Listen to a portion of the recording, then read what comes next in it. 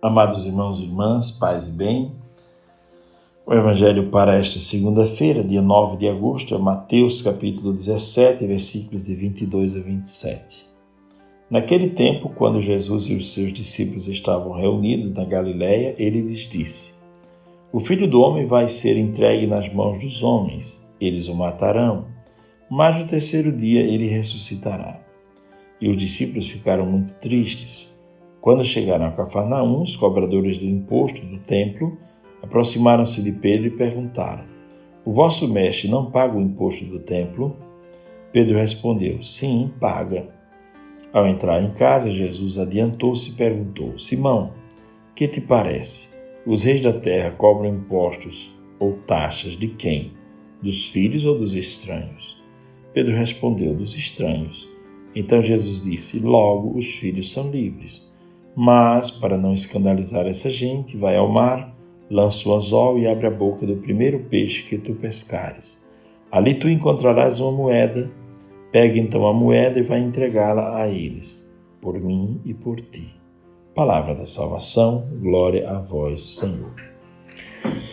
Meus irmãos e minhas irmãs, o Evangelho desta segunda faz três reflexões, ou nos convida a fazer três reflexões. A primeira é sobre um Cristo, ou Messias, que passará pela dor, pelo sofrimento, pela morte e pela ressurreição.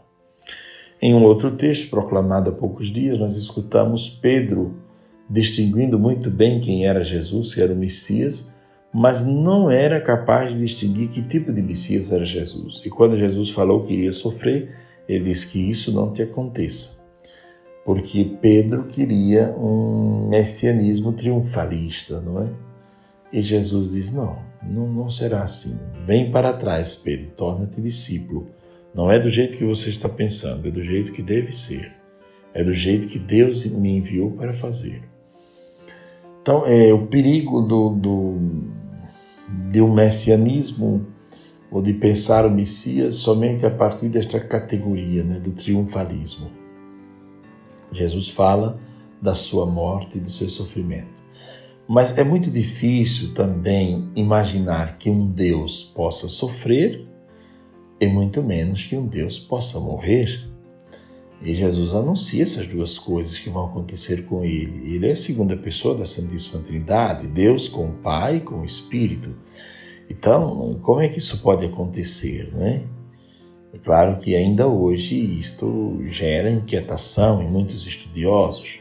Como dizer que Deus sofreu? É como dizer que Deus padeceu e foi morto, né? Como nós rezamos no Credo. E ressuscitou ao terceiro dia.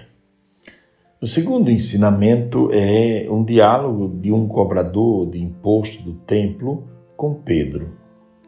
Era cobrado um imposto para a manutenção do templo e todo homem adulto, depois de 20 anos de idade, tinha a obrigação de dar este imposto. Ninguém ficava livre do imposto.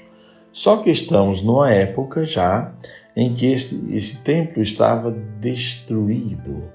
Depois da revolta de Massada, a destruição do templo de Jerusalém aconteceu.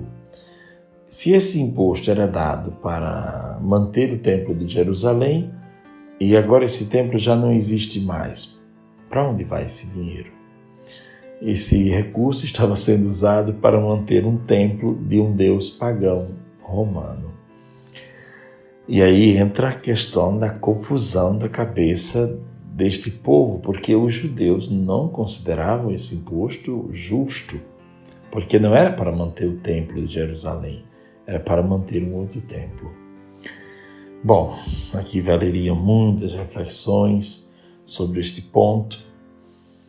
E Jesus, para não entrar em discussão por causa destas questões, ele diz a Pedro, olha, faz o seguinte, para não escandalizar muita gente que está ainda enxergando a vida desta maneira, vai lá no mar, joga o anzol, pega um peixe e o primeiro peixe que você pegar vai trazer uma moeda que vai valer o suficiente para pagar o meu e o teu imposto. Assim, nós não precisamos discutir com essa gente e nem vamos entrar em discussões desnecessárias.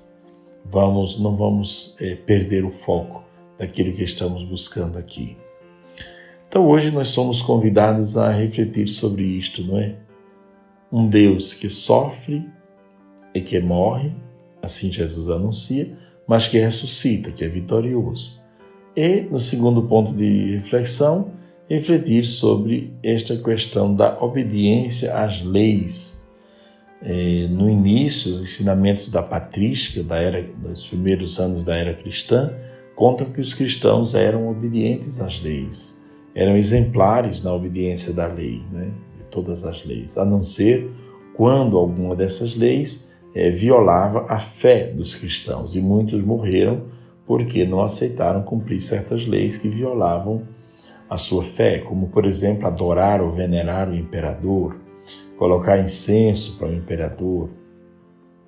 Soldados como São Sebastião e outros que se recusavam a entrar em batalhas e a derramar sangue humano, sangue alheio. Então, quando as leis iam de encontro ao cristianismo e às verdades ensinadas por Cristo, normalmente os cristãos se recusavam.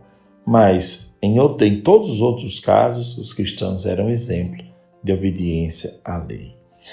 Que o Senhor nos abençoe e nos guarde, nos dê a graça de um dia vivido na sua santa e divina presença.